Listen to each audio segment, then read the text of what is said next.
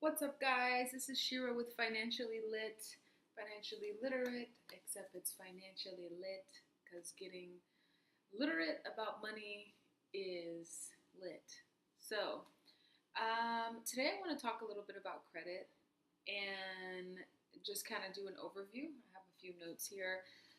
Basically, a credit rating tells a lender or investor the probability of the consumer being able to pay back a loan. So it assesses your character as whether you're a liability or an asset in terms of investing into. For instance, if you have a great credit history, that can tell the lender that they should probably invest in you and that the bank should provide you a loan for a car. If you don't have a good credit score, that tells the bank that they probably shouldn't. So, we want to talk about how to become a better, financial human, and how to build credit, and how to become an asset rather than a liability, as well as empower yourself. So, my whole concept is from welfare to wealth. We are here for all different types of people with all different income brackets, and time to whether you're climbing yourself out of the rut or you are a wealthy investor already. I'm sure we can meet on some level. So that is what a credit score is. Basically, how do you build a good credit history? Well, there's multiple ways. First of all, you want to only buy what you can actually afford, right? It's just like, can you be quiet, please? I'm trying to sleep here. You want to only buy what you can afford. You don't want to overshoot in terms of credit. You don't want to, obviously, you want to set up a budget and make sure, am I buying those Louis Vuitton sneakers that I can't afford?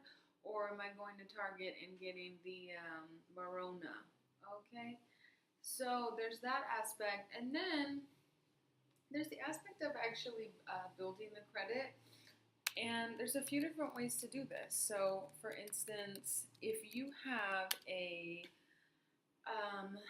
let's say that you have a low credit score, or you have a bunch of charge-offs, and you don't have really any good standing credit, well, what you're going to want to do, most likely, is start off with a secured credit card. Now, you can either go to your local bank and say, hey, I know I might seem like a liability.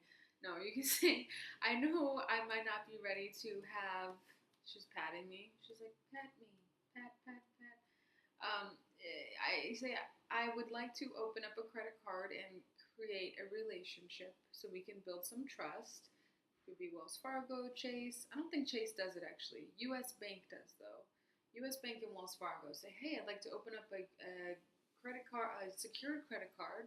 And what that is it's where you secure your own funds. So, for instance, you are, rather than saying, hey, can you give me a loan out of your guys' money, the $5,000 from your own stash, U.S. Bank, you say, hey, I've got my own $300. I'd like to put that into a fund. A fund or a credit card, a holding, and that's what you're going to make available for me to basically borrow against myself. So that means that there is nothing really for the bank to lose other than they're keeping track of your payment history and your transactions, and then they're reporting that to the bureaus, which is fantastic. I have a secured credit card. It works great. Another thing about a secured credit card, or any credit card for that matter, is you want to keep your credit card utilization below, some people say 30%. I would go ahead and say 10%. Because, so that means if you're working with a $300 to $500 credit card, you're going to want to spend only $30 to $50 per month. That means go get your coffee bean on, go ahead and get you a cute new pair of underwear, or depending on how expensive it is, or get a nice pack of socks. Obviously not Nike, we're going with the Hanes. So you want to stay with those zones, and then from there, pay it back on time. And I would say don't pay it back in full. I'm getting my real estate license and I've talked to a lot of mortgage loan officer specialists, and they deal with loans all the time. They're the ones who oversee the lending process in terms of people who want to um, get loans for real estate, houses. And they say that you don't ever want to pay your anything back fully, even if that's just leaving $1 or $2 balance on there. I think that that's one way to keep your credit kind of revolving and keep it spicy. That's what my thing. I think they just want you to keep it kind of spicy. Keep them on their toes. We know about that. So yeah, I would say in terms of a secured credit card, that's where you wanna be. Stay in that zone. And yeah, another way to do that. I mean, they do say that you want to have in terms of mix, right? And I'll go over the percentages post my rant. So, in terms of the percentages, I'm sorry, in terms of credit mix, you always want to have a healthy credit mix. So that means you want to have, let's say, anywhere from 2 to 5 credit cards. That could be a secured credit card, a credit card that has, a $1,000 limit but isn't secured, a few different banks, and then you want to have 1 to 2 retail cards. So that could be a Target card, that could be over at the pawn shop. I mean, not the pawn shop, but the gold shop, where they are giving you that beautiful necklace that you really wanted, and you're paying that back in monthly installments. That looks good on credit as long as you're paying it on time. I'm like, hint, hint, gold necklace. No, I'm just kidding. That's a weird thing to say. But anyways, yeah, so that, or a Target card if you want to get all of your, what do you call it? Oh, your toiletries, your toilet paper, your Dove wash, your Pantene Pro V's, or your anything else that you want to use in your life. So yeah, that's another thing. And then they do say that it's healthy lenders love to see, the credit itself likes to see, the bureaus like to see, I'm like that there, one auto loan and then one mortgage. But obviously that's down the line. Like, not everybody is ready to take out a mortgage. I mean, some people could be watching the show with the EBT in hand going, I don't even know where to start. So the place to start is to save up $300, go to the bank and get a secured credit card. That is where you start. It's going to be hard, but leave that money, let it hang out for a minute. Don't spend all of it, and just maybe spend $10 to $30 a month. Yeah, so that's that. And then let's see. Another great thing to do, down the line, is you can increase your credit score by increasing your secured credit card limit. So for instance, let's say that you save up $300 and you make that secured card, your go-to in terms of creating a healthy payment history. And then you're like, okay, I think I'm ready to go to the $500 to $600 bracket. Then from there, that's going to automatically add some points to your credit, which is fantastic, right? What else? Also, too, there's a great way to increase your credit by finding either a mentor or a family member that has good credit history standing, and having them add you to their credit account. Now, that doesn't mean all of a sudden you have access to their $10,000 limit.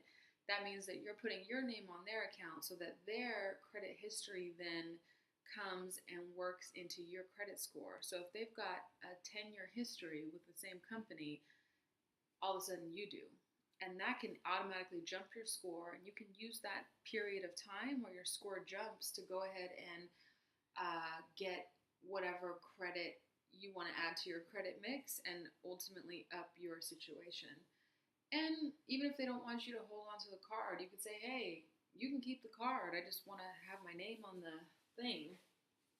But that's a way to do things. And then, let's see. My computer keeps going dark. So yeah, those are some things to do. And then, okay, so let's talk about collections, right? So collections are those fun things that we don't pay when we're 19 and 20 and sometimes older. And all of a sudden, they catch up to us. And you look at your credit report and bam! You're like, what? $3,000 for this thing that was $500 and the credit company just sold it and they decided that they're gonna just really come for me. So when that happens, or you're like, whoa, that's not even mine.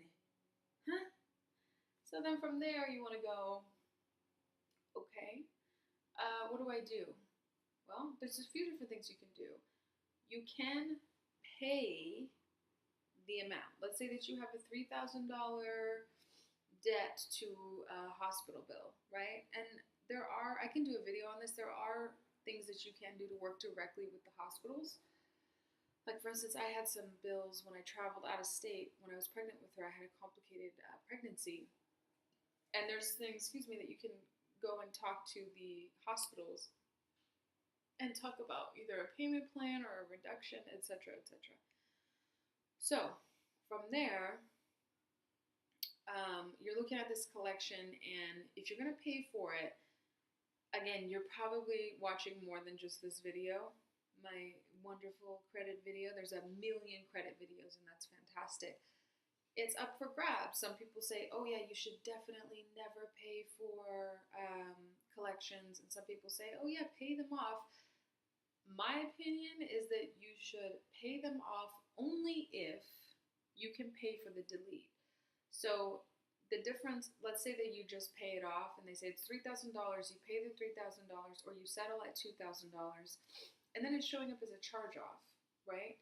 Charge off, zero balance. Now that being on your credit is still working against you. It's not gone just because you paid for it.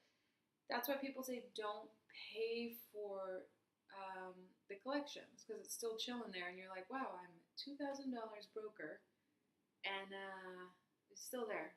So what you want to do is either negotiate to pay for a delete. Now that might mean they say, okay, we'll pay the full balance and we'll delete it. Or they might say,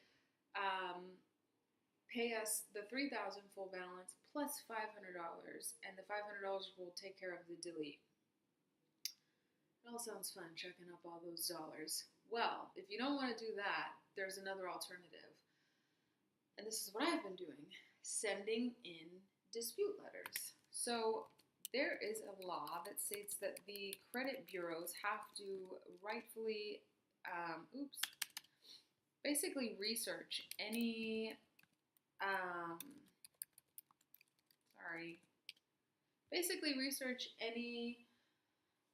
collections that we, thoroughly, period. There's a law that says they have 30 days to research these collections, and if they're not able to find answers for us, they're going to be off your credit report.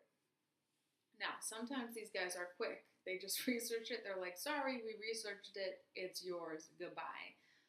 But because they've got such an influx of people writing in, there are moments where they go, oh, crap, we lost this one in the mail, or we didn't have the time to research it, or we found out that this wasn't yours, or there wasn't actually rightful information, because a lot of times on your credit report, there's hundreds of millions of credit reports, things get lost, and things get out of sorts or whatever. So sometimes you write in those dispute letters, by law they have to research it, and from there, if they don't answer in 30 days, or they don't find that that is actually your credit account, bam, it's gone. And that's an automatic deletion. That's not like they find it and then they go, oh, zero balance. No, they go, oh, goodbye, and that thing's gone. So that's that. Write those dispute letters. If you need help with that, let me know. I am no expert, but I definitely spend majority of my daughter's naps researching investments, credit, and all things financially lit. So, yeah, that's it. So, I would say I hope you found this video helpful. I definitely am advocating for all the moms out there that want to become financially literate. I'm most especially advocating for young people out there who want to become financially literate. I didn't look into this as a kid. I didn't grow up with a lot of money. So this is all information that's really important, and it's not taught to everybody.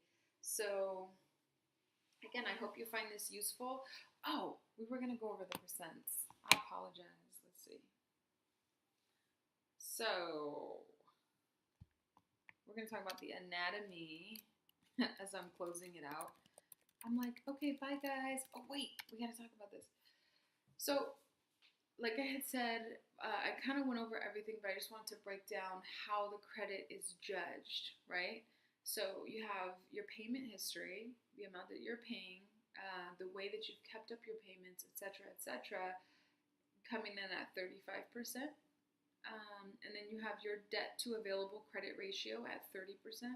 So that means like your utilization, like I was saying, you only want to use 10% to 30% of that credit card. If it's a $300 credit card, you're using $30 a month. And then the length of credit history is 15%.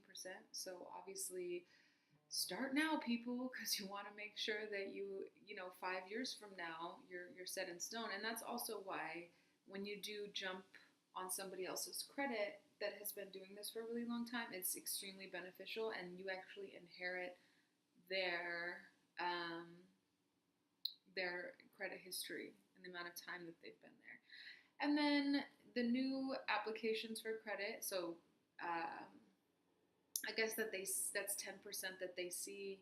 I'm actually not as familiar with that, but I guess that they see that you are actively applying and getting involved with new credit streams.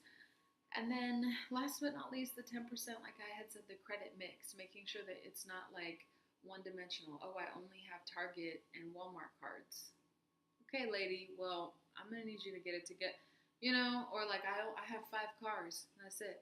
No. You want to have your car, your house. They want to see healthy, holistically healthy lifestyle. So it does make sense that you have a car, you have an apartment, you have a couple credit cards over here, you have a couple retail cards, you're going to the mall, you're going to, I don't know, you're going to the bank, you're involved in life. So anyways, they have good intentions. The credit companies can be kind of a pain in the bum. The whole situation can be difficult, but ultimately I think it does mean well, and it's really just a language that has to be understood. Okay, I hope this was helpful. Go ahead and subscribe. Oh, we have somebody waking up here. Or maybe not. Okay. So yeah, go ahead and like, share, and subscribe. I don't even know how you're going to do that, but Financially Lit is the channel. I'm going to keep posting more and more stuff. I'm going to keep learning, keep digesting it, keep putting it out there in a way that is fun and interesting. Hopefully it's interesting. I don't know how fun it is, but I'm going to keep being myself and sharing what I know. All right, take care. Bye.